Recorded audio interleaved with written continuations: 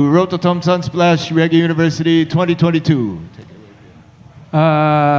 Okay, so it's my time to lead, and I want to introduce you to my brethren of the Reggae University at the far right. I know you're familiar with them, but we have Pete Lilly and Ellen Koehlings, co-editors of the better reggae magazine in the world, Riddim Magazine.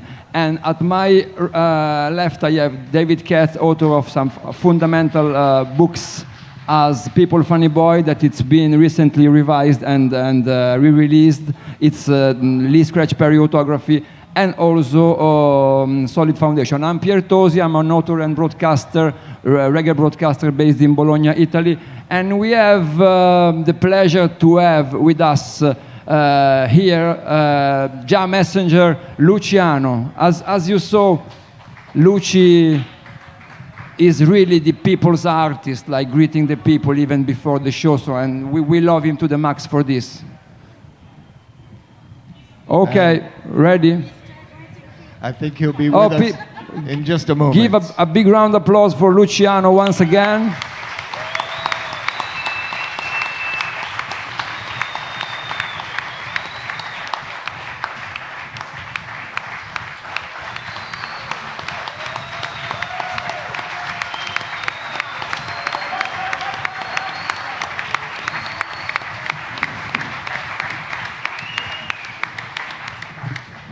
Thank you.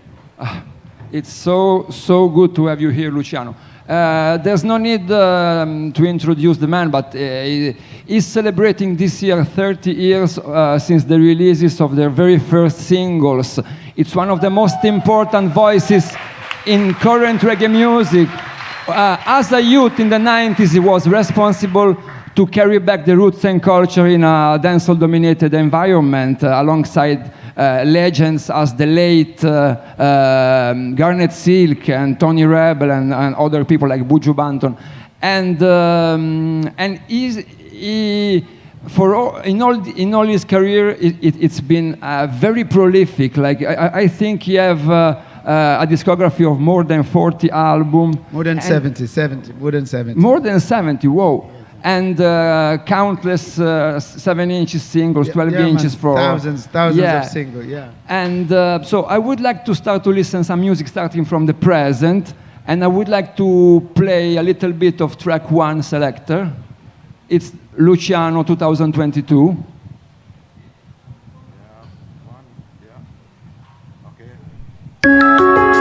Whoa, well, yeah. Yeah. Guess I have wasted my time, turning down board, trying to deal with mankind. Oh my Lord, will it take us in the back of my mind? Turning down board, just to leave this world behind. I guess I'm not the only one who would like to see mankind living in tranquility, yeah. And if only we'd agree, yeah, we could live in harmony. 'Cause war. Check. This is the 2022 version of In This Together, original by '94. It was a big hit on single with Terror Fabulous and Louis Culture, and was part of this crucial album that was Where There Is Life. But this is a new version on a new album that is called The Return of the Chronicles, and it went out on February on Island Records. So my first question about the present is, it's new rendition of those Exterminator classics done in the soul and gospel vein. So who had the idea to do the records, and who did produce it? All right. What I'd love you to do, though, if you play the song and let at least the chorus comes up. Please, play it one more time. Yeah, man. We're going to history. Sure. We're going to history of this. Whoa, well, yeah. Let's listen to this. Hey, yeah. Guess I have my time. Turn down, boy. Trying to deal with mankind. Oh my Lord, will the thing is in the back of my mind. Turn down, boy. Just to leave this world behind.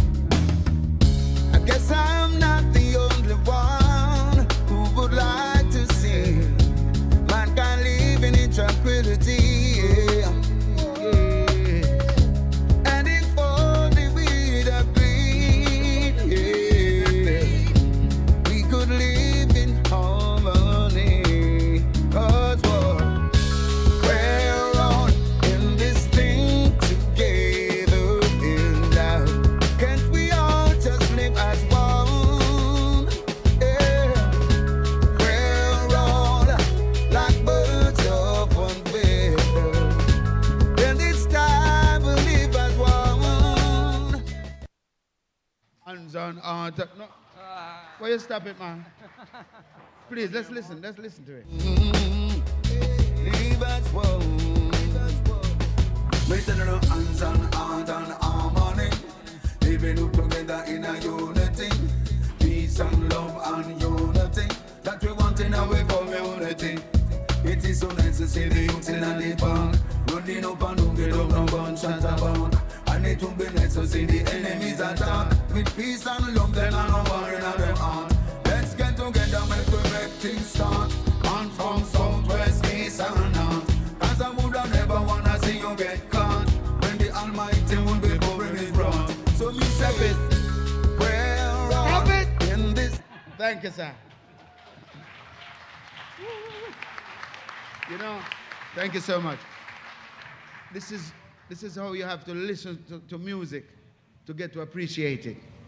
And these days, I don't know what's happening with the selectors. They play 2 lines and they skip it. You know why this is happening? They have too much music on their hands, right? You see, in days gone by, people would appreciate even one song. For years, that one song could be playing on the radio. Everything has changed. The history of this, because Brother Anthony, produced by Brother Anthony, my manager. Where is he? So he's the producer of the record. He's my manager. And where is he? Please come, my brother. Yes. You need a seat up here, sir. Can we get the chair for him, please? You need to be up here, Mr. Cargill. This man is my brother, is my friend, is a soulmate.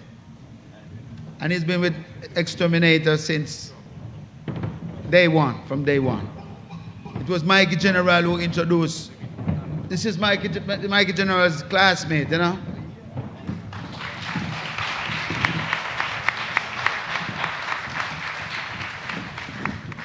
It was his idea. Well, we thought about it and we say, since this younger generation more gravitate into a different variation of music or rhythms, let's try and improvise and create some new sounds and put the same message. It's the same message. And when you really check it out, music of yesteryear, all we have to do is remix it and come forward. Never die. I don't know who went to see Bob Marley stand up. Get Up, Stand Up, the Bob Marley musical that's in. You saw it? No one else here? What's yeah, going I saw it. Yeah. Yeah. Respect. I went and saw it myself, and I tell you, I'm inspired because it proves that music never dies. And the way they bring it forward, the casting, you need to watch it, please. Now, Mr. Cargill, my brother, Anthony, he has so many names, but we decided to do this. And I think it's going to take a little time because some people criticize and I say, Lucia, what are you doing with your music? Leave certain songs as it is, man. What you do? So what them do understand. You have to be able to expand your boundaries so that people can get a glimpse of your vision. You see what I'm saying? But these songs, as I said, Exterminator label, Mr. Philip Burrell, honestly, these are some of my cornerstone songs. These songs, without these songs, I don't know how it could be pushing through, because these songs that save my soul, my people. Because sometimes I listen back to these songs help me because from time to time I get tests and what things come up, come fierce I. I'm the same songs them. Now if you listen to Lord, give me strength too much time because if you never listen to all, Lord, give me strength and never give up on them songs there. I probably ready a prison like Jackie right now, may I tell you.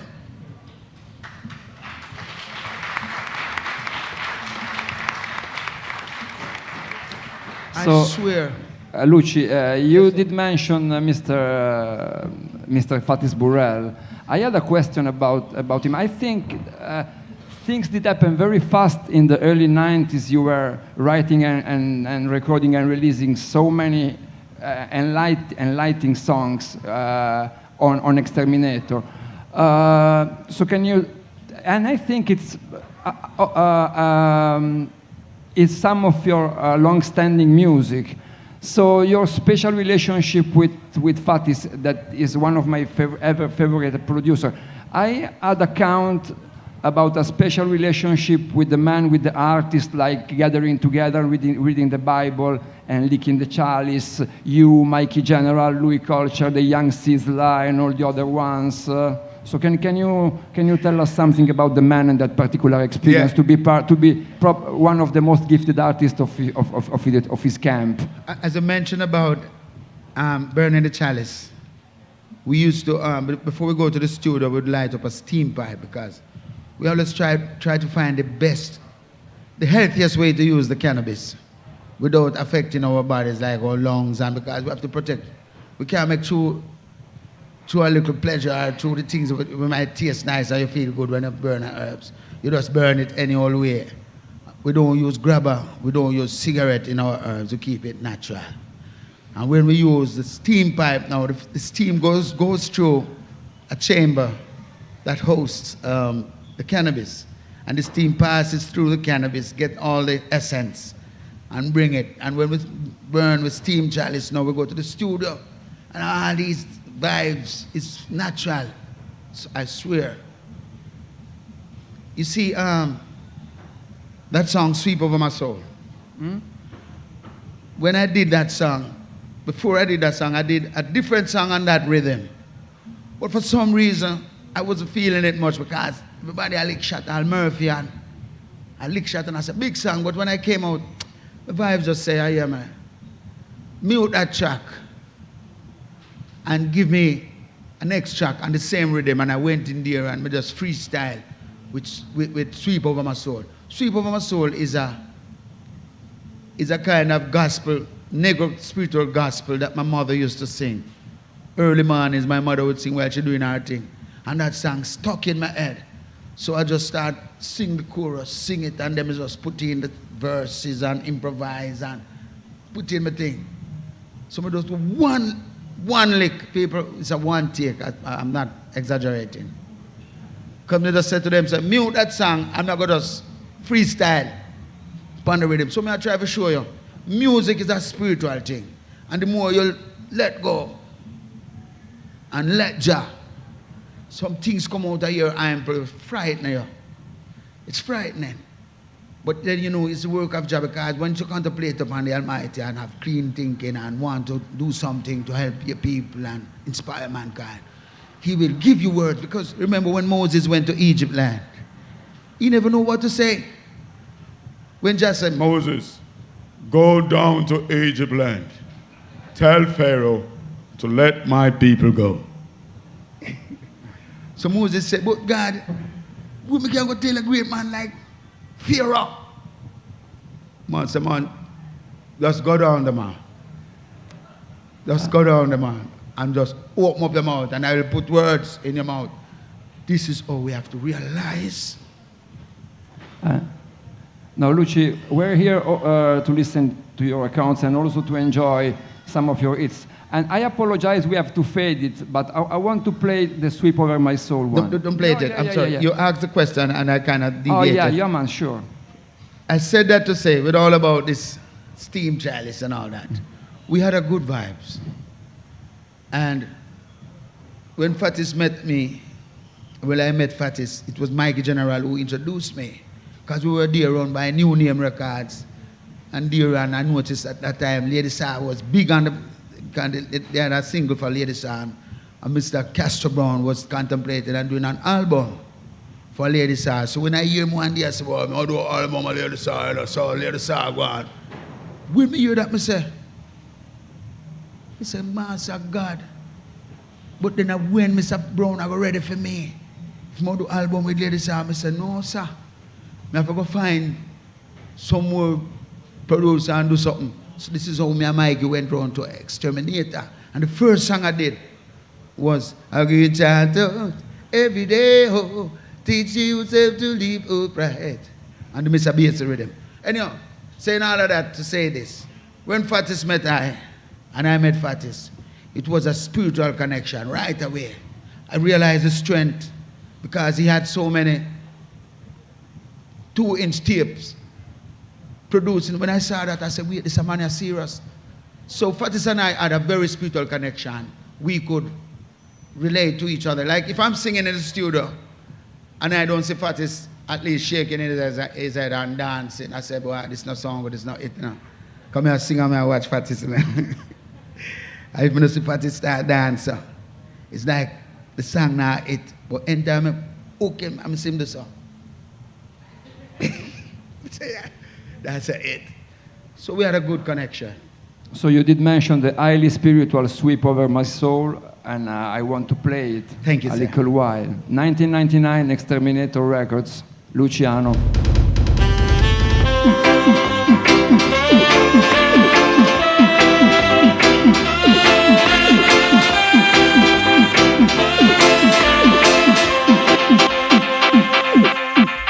Sweep over my soul. Sweep over my soul. Though the road in life gets rough, Jaja sweep over my soul. Dingy bag, sweep over my soul. Sweep over my soul. Though the billows roll and tempest blow, Jaja will sweep over my soul. Every day, every moment, I will sing a song of praise to Him. Hail the King of Kings. And Luci, going back to the real beginning when you were a child, what are your very first recollection of music when you were a little child? Okay, thank you. Very good question.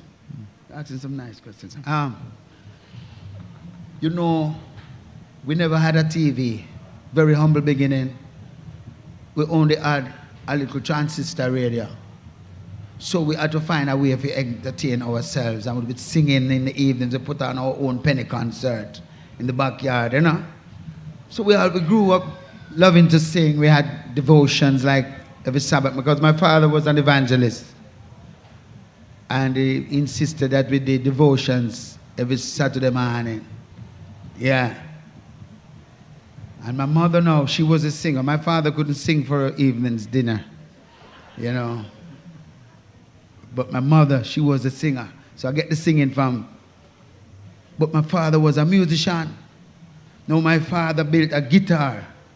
He was a carpenter.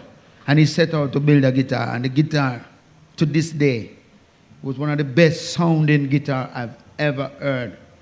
The type of wood, he went in the deep in the forest and get a type of wood. My father was a genius. I think I adopted a little of the genius thing.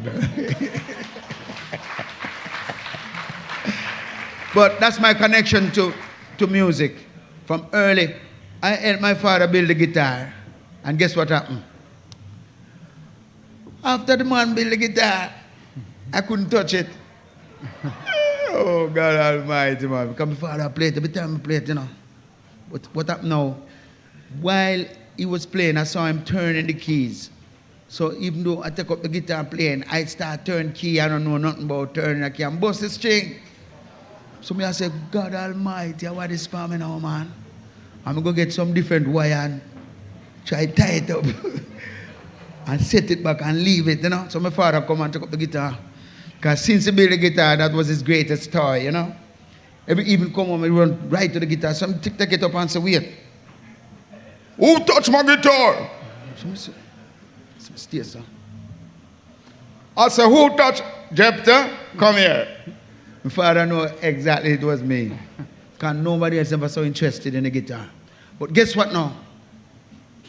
Because my father never want me to say, don't ever touch it again until I give you permission, okay? So I say, oh, Papa. Remember, so I help you build it still here, Papa? And say, you see your boy, not an easy boy, you know.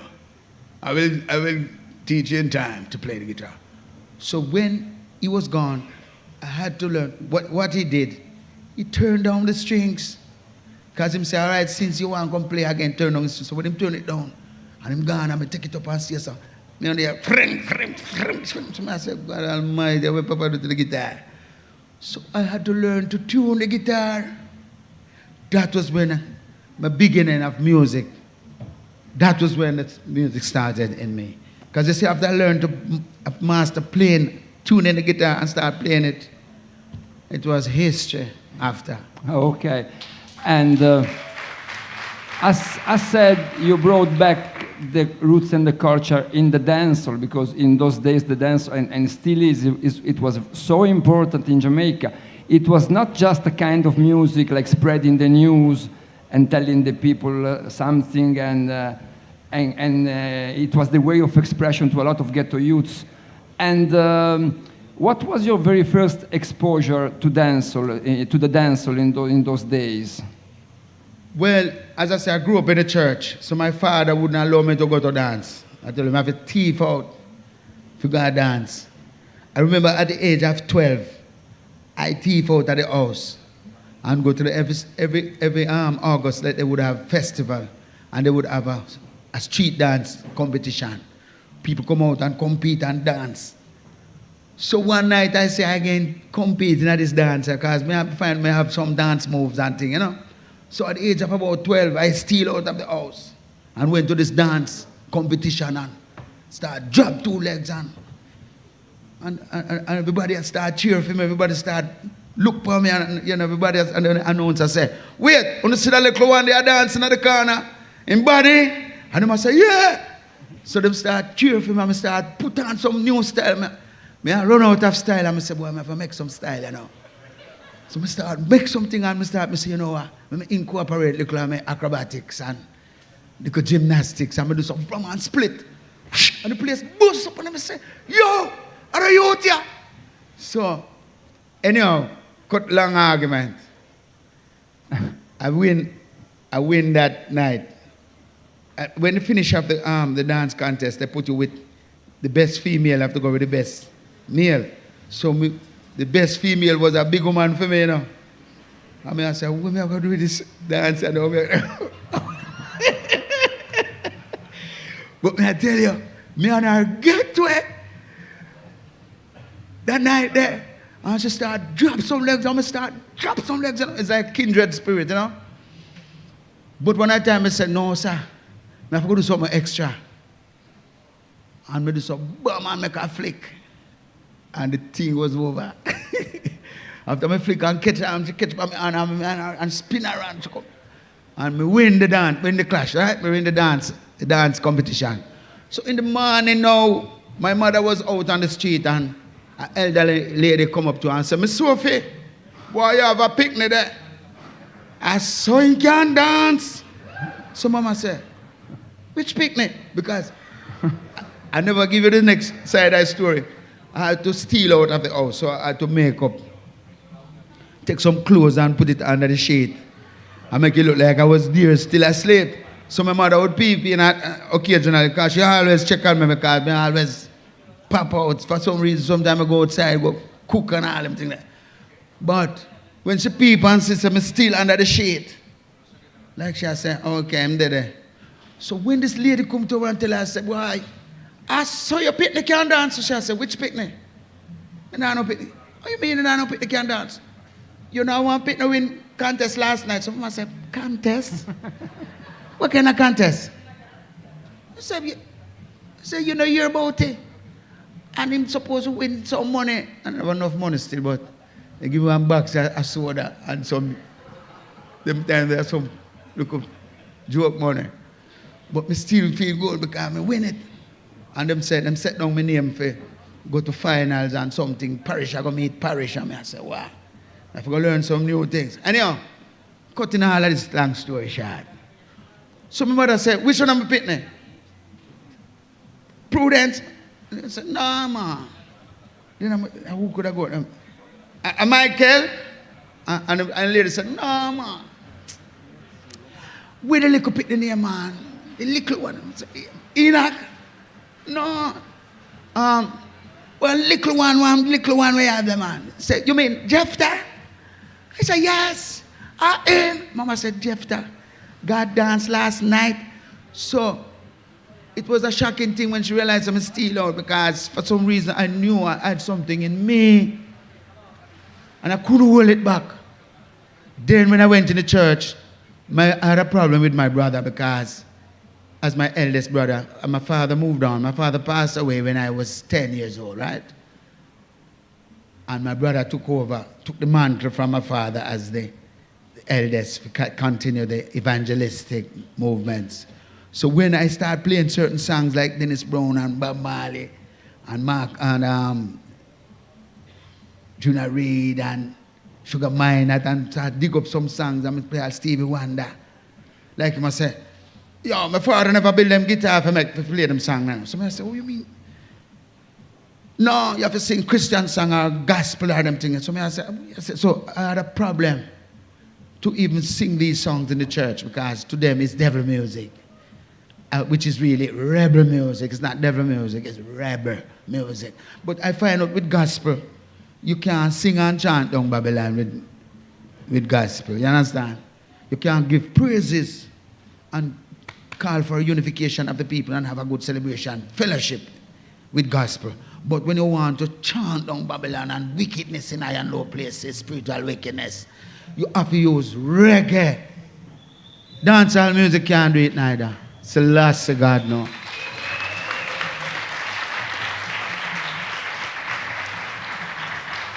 Understand? Dancehall music these days selling sex, drugs, hobia. All hobia the man must sing about. You can't believe this? Man we're gathering and I sing about and then hobia man them come from. Sorry, yes, I hope I didn't drift from the question. No, it's okay. It's okay. it's so good to it's I think it's so good to Thank you, sir. Thank you. And I want to play another important tune, another early tune, because those days things were happening so fast in terms of music. So it's track number 3. It was a huge hit outside Jamaica in UK, produced by Freddie McGregor for his own Big Ship imprint, and it's Shake It Up Tonight. Shake It Up Tonight. Yeah, man. Nice, man.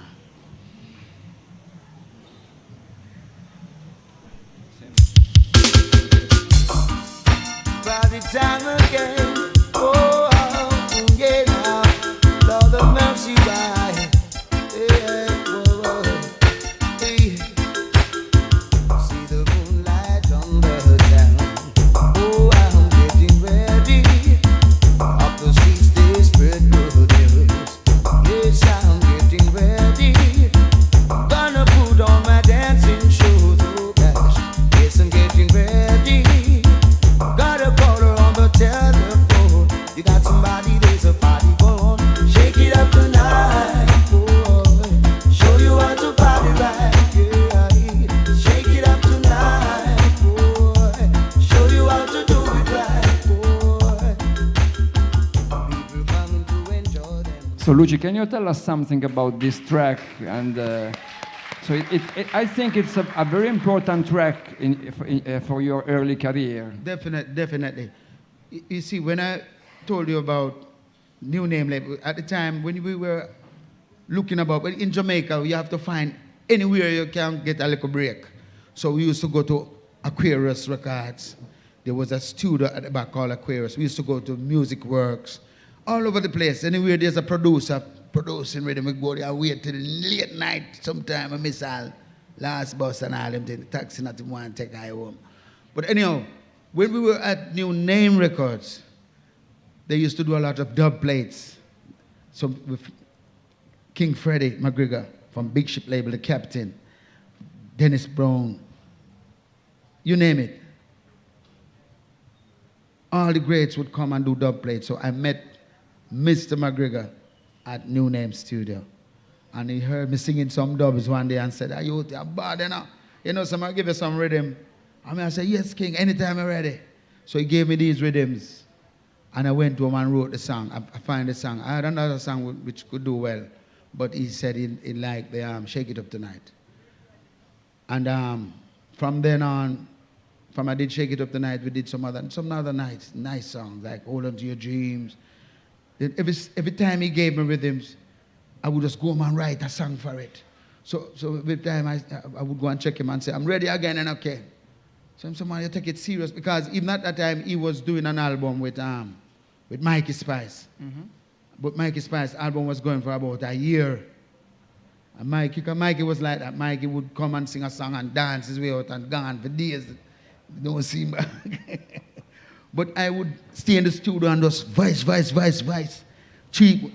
I remember one day I did a song. There was one song I did. And Mikey come in the studio and laughing and said, "What kind of do you remember?" One song about "Do You Remember?" It was about a love situation where I had a nice friend and she went away and came back and gone like she never remembered me, you know. So I write a song about it. You see, my songs, it's about my life, honestly, and about life itself and about what's happening. If you notice, this one for the leaders, all these songs can play anytime. But when we did Shake It Up Tonight, it was a time where the era where a lot of artists were singing cover versions, and Sanchez was big, and Pinchaz was pinching a little from every song and making some nice hits. So, right, singing melody and all these great. Lukie D, they were singing a lot of covers. So, just find some different covers. Because my mind tell me, say, if I find songs that people know, people love and dance to, it will make a hit. So I just dig up for these songs. Like Shake It Up Tonight, I used to dance to it. It's a nice song, you know. It's a cover version, you know. Yeah, man. And a question about spirituality. We heard you grew up in a very spiritual and religious environment as evangelist, you said. And your name, Jah Messenjah. So how you did turn to Rastafari? Because it's an important issue of your music. Like playing your music is like chanting and praying. Sure. Well, I grew into Rastafari. I think it was an inborn concept because my mother gave me a shirt at the time. It was like a khaki shirt with a lot of epaulets and stuff. So when I wore it to school, the teacher, the principal called me and said, "Jepta, my client, come here." I said, "Yes, sir." I said, "What are you doing in this shirt? You think this is a school shirt? Or you're a seaman or something?" Somebody said, "No, sir, my mother gave me, sir." So I said, "Please don't wear this back to school tomorrow, okay?" I said, "Okay, sir." So when I went and told my mother that the teacher rejected the shirt, she said, "All right, you can take it and wear it to club meetings also." So I take a pen. Some take a pen and start drawing on the shirt. Since them reject it, I just start drawing some little thing. I'm say, like a shirt is a Rasta shirt, or a lion shirt, or a soldier shirt. So I draw one little Rasta man on the shirt. I tell you about 13, 14 them time there. I'm draw this Rasta man sit down on a stool and I burn a chalice. I'm go write underneath him write Jah shot. But I don't know how that. It's a miracle because when my mother see me with the shirt, now I home to write this Jah shot. She called me and said, "What? What were you doing with the shirt?" So I said, "Nothing, Mom. I just show them saying I don't want it to school. I just put a little drawing." And she said, "Look at you spoil of a shirt." And she give me some raps in, you know. Because we go put Jah shirt, we go write. And she goes, "We are a Rasta man. Rasta man on the shirt."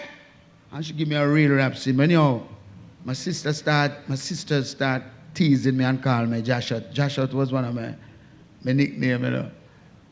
When you check it out, I could use that name as my music name too, you know. Joshua, I like that name. But anyhow, I said all of this to say, you can see that there was something in me that somehow was appealing to the roots.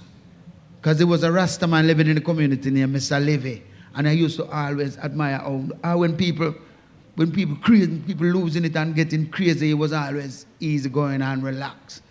When they used to them catch a cow thief, and people are run to go kill people, him now join them and just say, well, go on.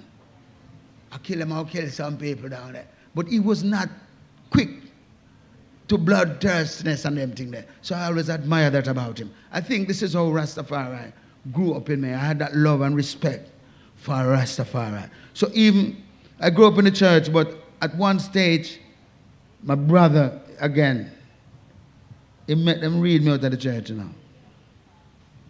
I tell you that, Mr. Pierre? Yes. He read me out of church. They got me out of the church. For some reason, they say I wasn't serious about the mission and the gospel and the church, and I was always singing devil music and rebel music, so they had no choice but to read me out. But they didn't read out the word of God out of my heart, because Jah is always there for I and I. But that day when they read me out of the church, we just take off my tie. And when we take off my tie and stretch out, I feel a nice piece of breeze. I don't know if you know the freedom spirit that will blow up against your body.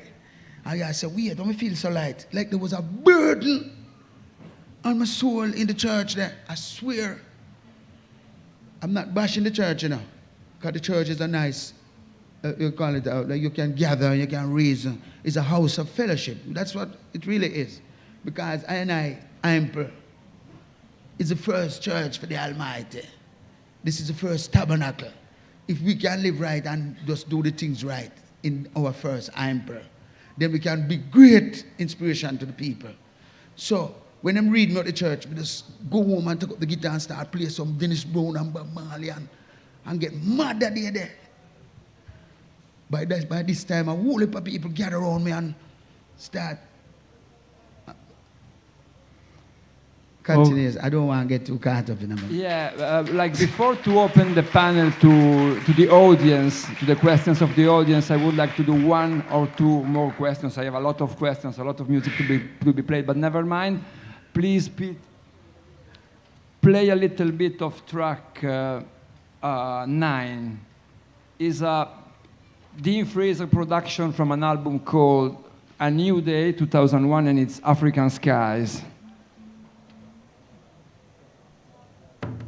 We the Africans will continue to unite, because we are sure by right that the spirit of righteousness shall manifest.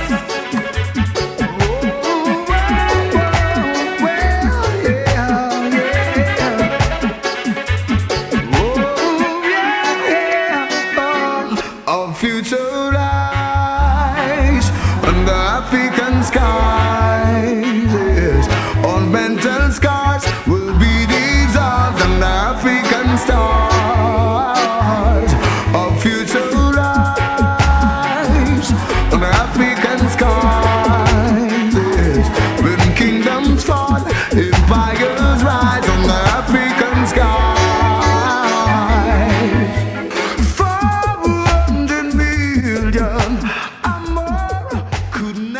Again, I apologize about fading, but so the question is about Africa. Like, you did dedicate a lot of songs and works to Africa in your entire career, and you've been there performing several times. So what's Africa for you, and what were your expectations and what you found there when you were to Africa, to visit Africa and performing there? Well, give thanks. And let me take time out to acknowledge Mr. Dean Fraser, a very great producer. I tell you about, you know, because in as much as I lift my hat to Mr. Philip Burrell, Fatis, as a great producer, he had the skill and the expertise to put musicians together. Because sometimes he would use King Sly, but he would use Danny from Firehouse Crew. to play the bass. Because he and Mr. Rabbi Lynn had some form of tension at time because Mr. Rabbi was a strong-spirited man and Fatis was a really strong-spirited man. So from time to time, they had clash of ideas. So like Fatis said, yo, bring the bass. And Rabbi said, no, man, I can say that, sir. And Fatis said, just try it now, Rabbi. And Rabbi said, Fatis, I hear his man with this. Anyhow, I said all of this to say, Mr. Dean Fraser was one of Fatis's secret to all his great productions. Because after you do a song, he would call Mr. Dean Fraser. And Mr. Fraser would come put on the saxophone and get the harmonies and nice it up. Another secret behind Exterminator's production was Mr. Stephen Stanley. Okay. One of the greatest engineers of all time. Because when you hear back a song, sometimes when him fix up a song and mix it and set it, him all singing the song sometimes. So, Fatis had a theme of great musicians that Mr. Cat Core from Third World, he would call on Cat Core one of the greatest guitarists of all time. I said that with no apology. You know. And what about Africa? Okay. Mr. Pierre, respect. Mr. Pierre. Give it up. This man is a great man, I tell you. As you notice, even my pendant is Africa. I don't know if I turn it right. It's supposed to be the next way. Hold on there. You're supposed to be seeing it like this from that side. Am I right? Okay, thank you.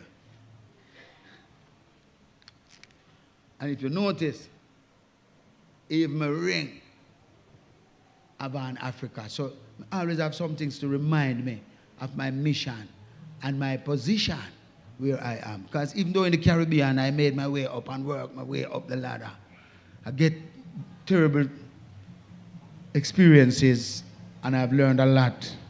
But with all of that, I just hold strong and, you know, sometimes I get some hard blows. But me just take it because I grew up tough. I'm not afraid if a man even attack me, I can't try to defend myself. If him dog attack me, I have something at least where I can keep him off, you know. I always prepare myself for that. Even when I hear about COVID, you have questions about COVID? Not really. All right. But in the meantime, between time. But maybe somebody in the audience will yeah, Africa. Africa. Now, honestly, the earlier years when I hear certain songs like Promised Land from the Honorable King Dennis Brown and Dream of Africa, when I went there, I see that Africa is I&I Mecca, is I&I Foundation, is where we all dream to be. But we find out that we still have mismanagement in Africa. And most of the governments, they sell out Africa to a certain extent. Some of them stand up and try to defend it, but those who try to defend Africa, they get a fight, and if not, them kill them. I'm not calling any names right now, I just talking the truth. Selassie, I know, when I call a name. A mighty name.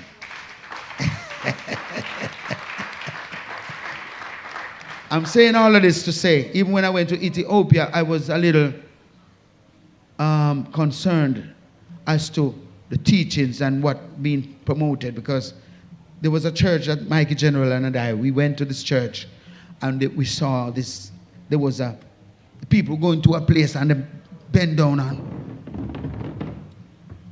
some people prostrate before this picture, but there was a long curtain on the wall and something drawn behind the curtain, but the people not getting chance to see what they're praying to.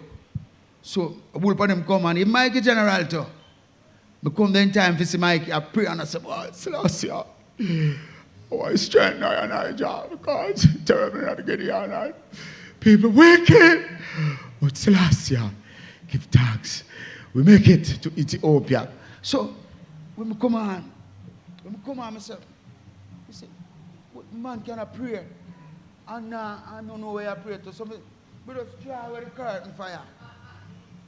So last year I know, you see when we draw away the curtain, the people, Me say, but I don't know what this is, but it's like a white man having foot on a black man's head with one spear like this.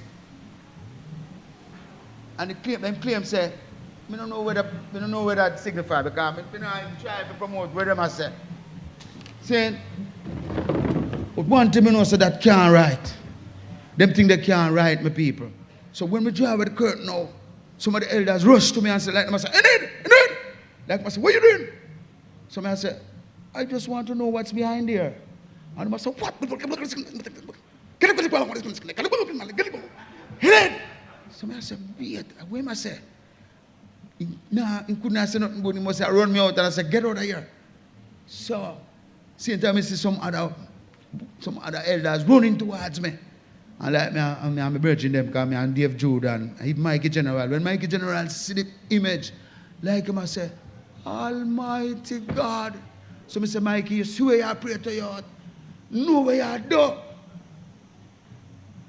The people, we all can get caught up and trapped in some dogmatic and some like demonic teachings and things. If you're not careful, we get caught up and lose lose the soul, my people. Certain type of music also, you have to be careful. Certain music where you listen, it can make you lose the way.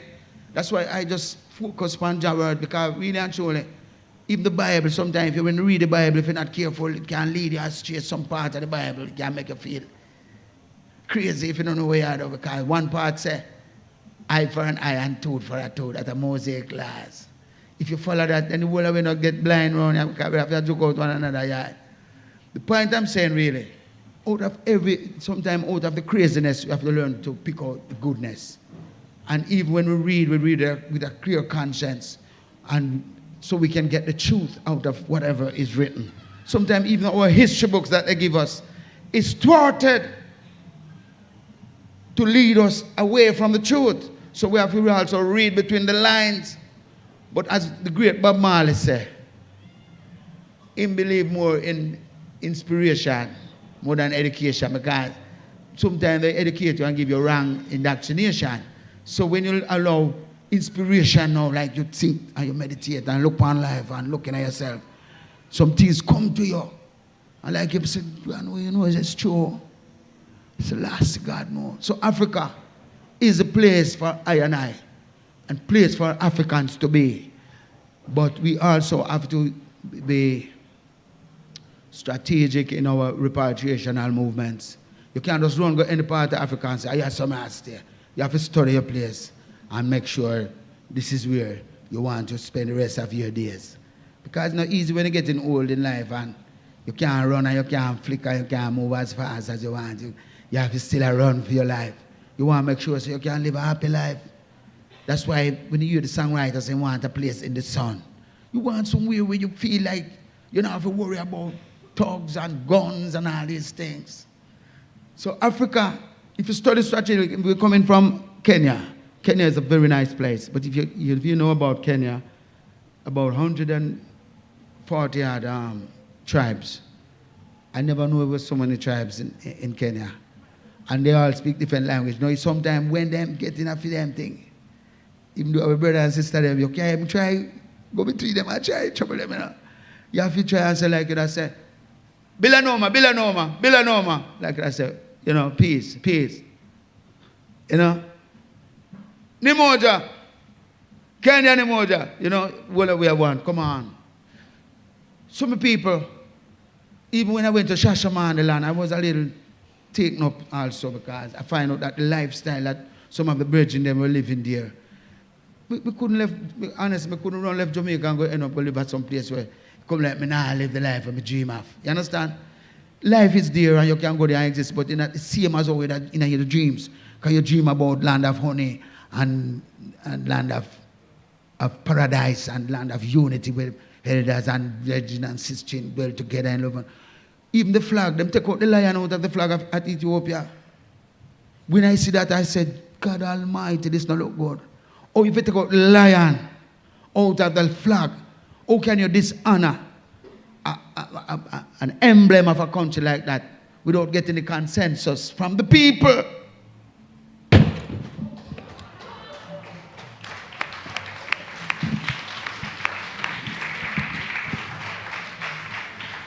Okay. Sorry about that.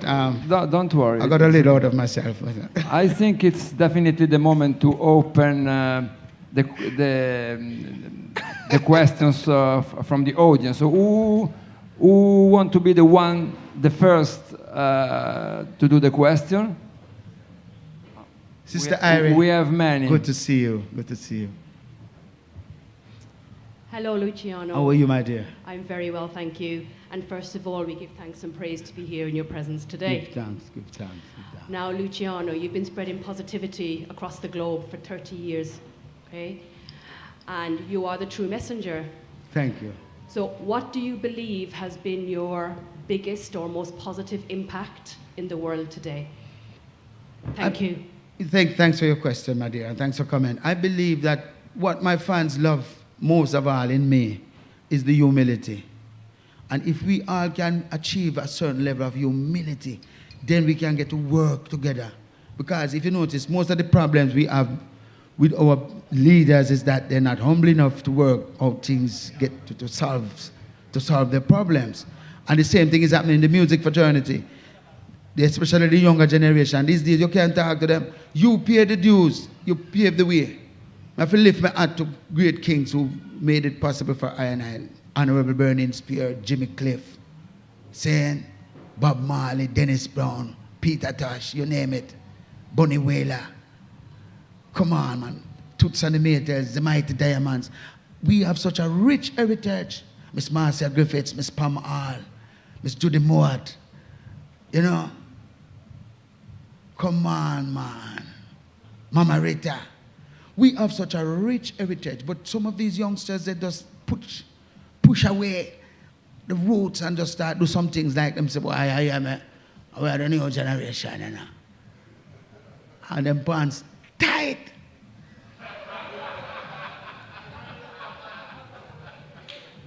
No, Almighty God. No, man. I don't know how them wear tight pants, my people, because if I put anything in too tight, I feel like I'm claustrophobic. If you let me stifle, God no. If my boxers can be too tight. I'm telling you. Any other question, please? Next one, please.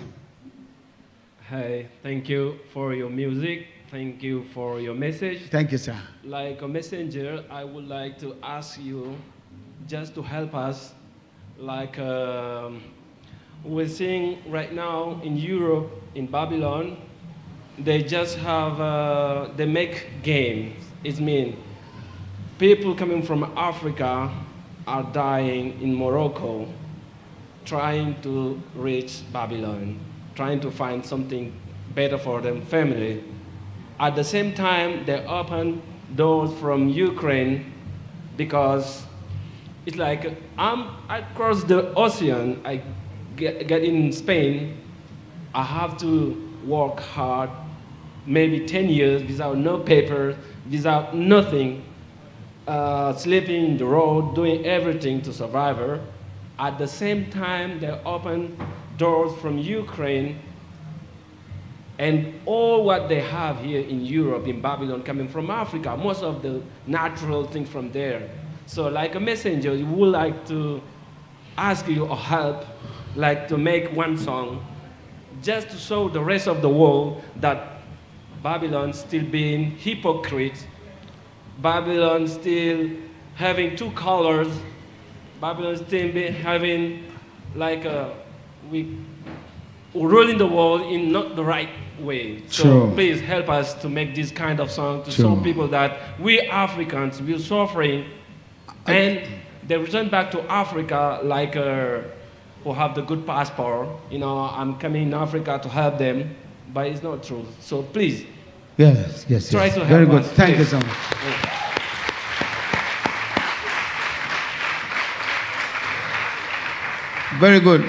Very good points, my brother. Very good points. And you know, I see your concern and I share the same views. I think the situation with the people, refugees running from Ukraine, is that since Ukraine is under siege and these wars fighting right now, that Russia is, you know, trying to take over Ukraine. I think the situation with those refugees could be a little more urgent. There could be a little more urgency with this situation. But some of the people running from Africa, some of them are just coming, wanting the European dream, or hoping to find greener grass, not knowing that the grass may be just greener in Africa. This is why I was pointing out to the leaders, because if our leaders in Africa could unite and set Africa in a way that people would feel welcome and want to, and feel homely, that you could stay home and build yourself instead of wanting to go to foreign countries. Not until they unite and create that bond within themselves. Just the same way you can have United States of America.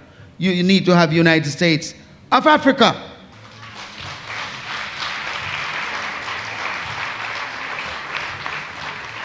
And you need, like how America has one currency, Africa needs one currency too. So not until they come together, put their heads together, because some of them you can't talk to them, they feel they know everything. And when they put on their robe and step out, you can't say nothing to them as a little rasta, go to them and say so and so. And you can't even get a chance to see them much, because they have to go through a whole process of protocol to get to the heads of government and to. So sometimes you have to just use the platform that you get, like interviews like these, and we go on the radio station and you get a chance to do press conferences. You try to at least make your speech. But really and truly, the true reality is that the African leaders need to come together to unite and create a force that the people of Africa can feel confident and feel at home in their own continent. To work and build Mama Africa. Yes, we can point fingers and we can say all manner of things and blame this, and this is the blaming game going on right now. But we also, when we are united, this is how our dreams will come to a reality. Right now, 30 years, I spent 30 years in the business, and when I look and see, after all my hard work, it look like people in the same music fraternity doing the opposite of what I am doing. We are here trying to unite the people, inspire the younger generation, while some other people are singing and tell them we're going to take out big gun and kill people and tell man we have to shoot. We're the best place to shoot a man, headshot and all them things there. And the women degrading themselves, skinning out. See them crown spice the other day for Sumfest. It will look like, say, Downtown have an intention to turn Sumfest into Sting, into the new Sting now. Because Sumfest is supposed to be a thing where people can go and get some nice roots and culture, like Reggae Sunsplash and Sumfest. People come and hear some nice cultural artists. Like when you come to Rototom Festival, you go to Reggae Gill, or you go to Reggae Jam. You go and hear some real music with the foundation artists and some real positive inspiration. Now, what are they presenting to the people? What is going to become of the younger generation, my people? Come and look at it. This is crazy. And there was this sister now who took Bounty Killer's picture, put it down because Bounty Killer burn a little fire and say certain things about certain songs where she sing. With really and truly, certain songs are definitely not acceptable. Certain kind of videos that they're doing are not acceptable. They are demoralizing themselves, and they're also belittling themselves, and they're also creating a fantasy for the younger generation to let them believe that this is the new way of living. You go skimpily and dress as, carelessly, and do as you like in the dance all these days. They're doing all manner of things. They bring mattresses and all these things in dance hall. They're doing all manner of pornography. This is not my knowledge of the music. When I came in music, I never came with the intention to come join a set of people who just doing some things were demoralizing them own nation and mashing up them place. I came in the music with the vision of Bob Marley, because you see his music still stands and lives on. No, this is what we have to try and continue the tradition for somehow. We give thanks for this gathering and give thanks for the University of Rototom. Because with this, we can speak out.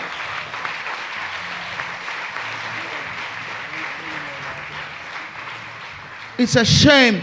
You know, I've been lobbying for the government of Jamaica to put... All right, yeah. It's a shame.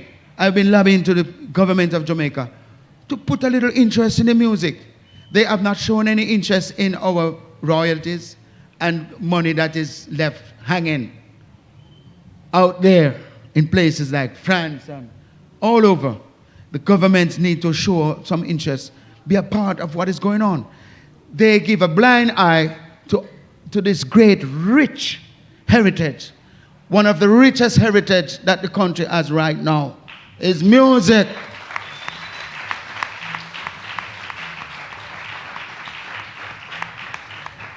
When you go to places like even in the tourist area, you're surprised to know even on the radios they're playing some little hip-hop and trap music and pop music.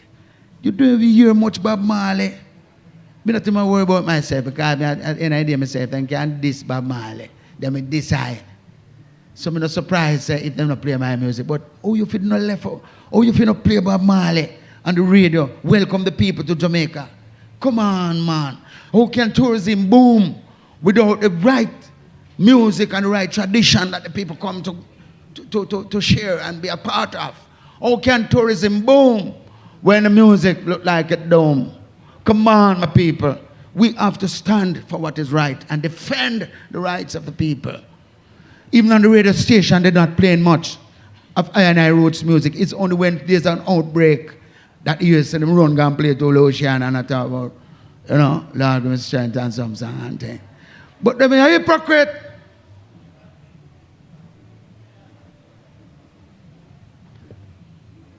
Let me kind of keep my composure here. Because sometimes you can really get a little riled up, you know.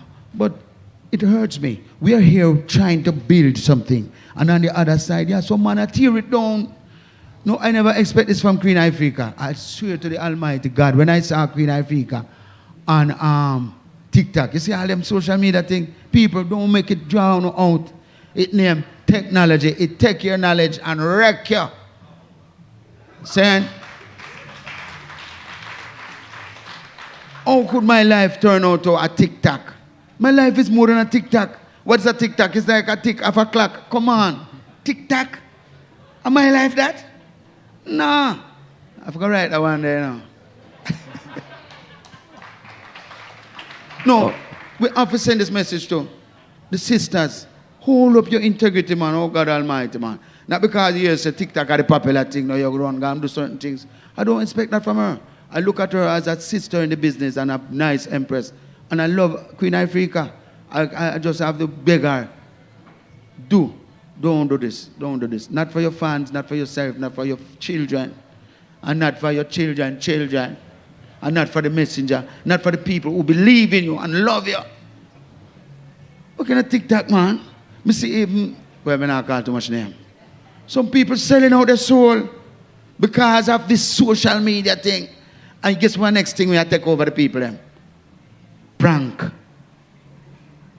You know, nowadays don't have no people, no prank people, I prank you. A man call and say, Lucy, I need a show near the Maypen Cemetery. They say, what you say a while ago? No, it's a prank, man, it's a prank. Them turning this thing into a prank, my people, because you hear what I'm saying now. They claim that if you put out all these things and get the most views, you can get money. It's money them running down, you know. YouTube will pay you, or TikTok will pay you. Some little peanuts. If you sell out your soul, man a video the next man, a kill the next man. And talk about your wrong, oh man, people, we need to make a stand right now before we lose everything. We need to stand for what is right and turn our eyes to the Almighty.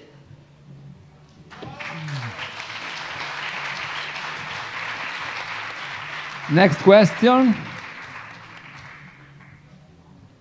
Over there. Oh. Yes, Empress. Greetings in the name Greetings. of the Most High, Jah Rastafari. Jah Rastafari. I just wanted to ask you, because you've spoken about repatriation, what are your thoughts and feelings on reparation? Yes, thank you very much for your question. We were there talking about the whole idea of reparation. There's some parts of Africa you can go without, you don't need a visa. Like Kenya has made it possible. I think Ghana is looking into it now. It may be possible that with going through a process, you can get your visa to go to. I mean, Jamaicans can be allowed. Like Gambia, I don't think you need a visa for Gambia either. But some of the countries, you have to definitely have a visa. Ethiopia, I think they're trying to make it possible also that you can enter without a hassle. In 2000 gone, there was, with 2,000 people look about to the new millennium, a lot of Jamaicans got stranded, could never enter Ethiopia. I mean, I talk about that was in the heat of reparations, because people I said, boy, if at the new millennium this, make me find myself in Africa, if the world I go end, make me find myself in Africa. So the people, a lot of people save up their money and plan for this new millennium, and when they reach the airport, they got rejected. I'm telling you, I passed many of them with their suitcase, and I said, Loche, you have to do something for way, you know. So reparation can only be a reality when we have a proper community. When we go back to Africa, we're sure that we're not threatened, and like you feel like you'll be robbed or you'll be mobbed. Because sometimes some of the Africans, they see you coming home and they think that you have it all. You don't have it. You have to struggle to make a stand sometime. See? And you still have to come out and go do your little tour and come back. You can't just go home and say, all right, let's send them down with the West Center. You have to balance the thing. I had a house in Gambia. That house was given to us, to I and I, Mike General and my manager here, by the President Jammeh, during his reign. And that house came as a result of hard work and labor that we did with the people of Gambia, that we were so well rewarded that the President gave us a fully furnished house. And we felt very good, and we still believe that this house belongs to me. Now it's just since the COVID, we haven't gotten a chance to go and talk with the government. But by right, that house belongs to me. I also have other investment in Africa, but honestly, since the change of government, it would appear as if I would have lost the house. And that to me would not be fair. So my duty is to go there, have a discussion with the President. That is my next move. So let's keep our fingers crossed. Because honestly, my people, I believe that when you work so hard in a Babylon to establish yourself and bring about some realization amongst your people and help to unite your people, I think you deserve a right to enter into the motherland without any hassle or any excess expenditures. You should be allowed. I mean, even the heads of government should join in, give you plots of land. His Majesty gave a plot of land, which is Shashamane, for returners coming in. But there was a lot of politics going on, and even a road that was cut took up a part of the Nyabingi ground. There's a lot of stuff that I might not disclose here, but as I say, repatriation is an ongoing thing.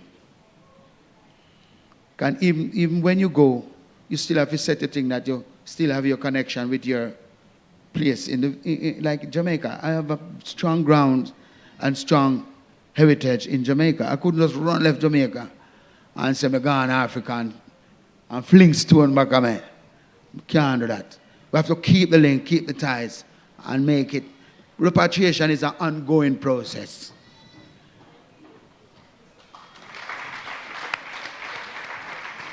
Give her the mic, please. Oh, you didn't say...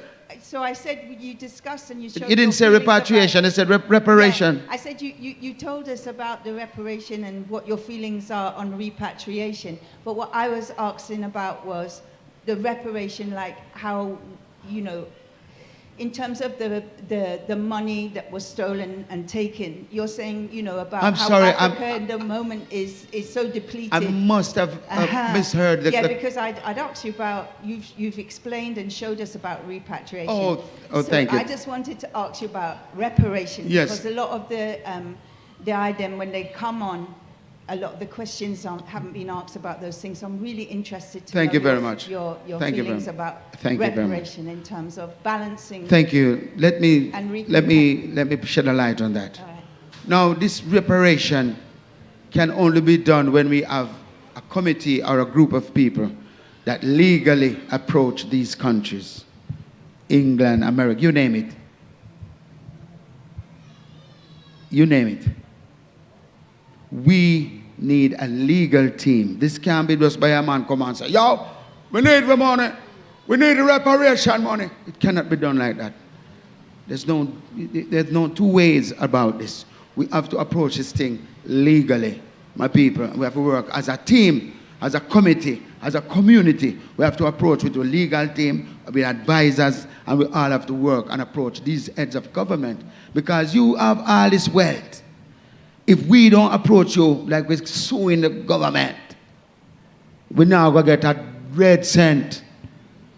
Unless it's going to be another rebellion, my people. Okay? And this is why I have not spent too much of my time worrying about what them paying me back. Because even if they give I some money, them still can't give I back what I and I have lost over the years, 400 years upon years. So, to me, the best move towards reparation is if they would give us at least rights to enter into the continent, into our motherland. Give us nice accommodation, give us proper welcome, and also the heads of government put money to every one of us account. But you have to have a legal team to get them to admit to this. If you just lobbying and cuss and say, boy, we need the money, it not going to work. When the Queen came to Jamaica, some of the Nyabingi warriors gathered with their drums and they were heading for the conference, the meeting. But many of them never even get to go on the grounds because through security, them blocked them out. Because the man them said they were going to demonstrate for reparation. But I'm saying, honestly, we have to approach this thing the same way in which the Jews have approached it.